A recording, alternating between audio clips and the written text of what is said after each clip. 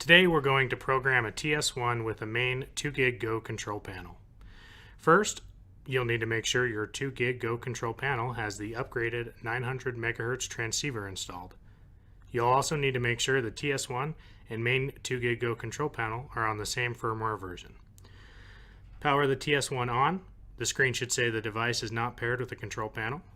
Head over to the main control panel and make sure it's on the home screen. You can press this button to always go to the home screen. From the home screen, enter the installer toolbox by touching the Link Interactive logo or 2GIG icon on the bottom right corner of the home screen. Enter our installer code, which is provided in your Quick Start manual. Select System Configuration.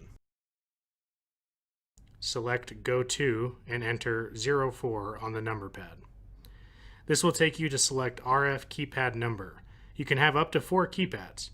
Press the right arrow to the next available keypad slot, or if this is your first one, leave it on keypad 1. Press the down arrow. This option will need to say Enabled. Press the right arrow if it is not enabled. Press the down arrow. Enter equipment code 1059 for TS1.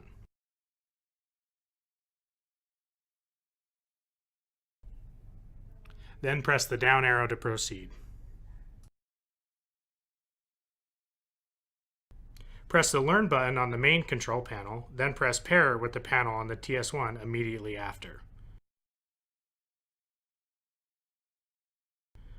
It should take a few moments.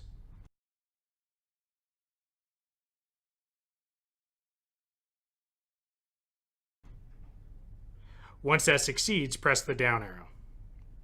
Then press Next, press Skip, press End. Make sure the Save Changes box is checked and press Exit. The panel will now reboot.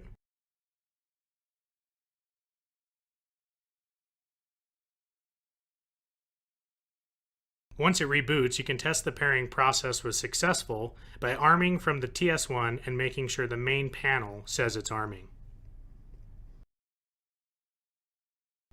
It looks like the learning process was successful. At this point, you are good to go. Thanks for watching this Link Interactive install video. Please contact us if you run into any issues.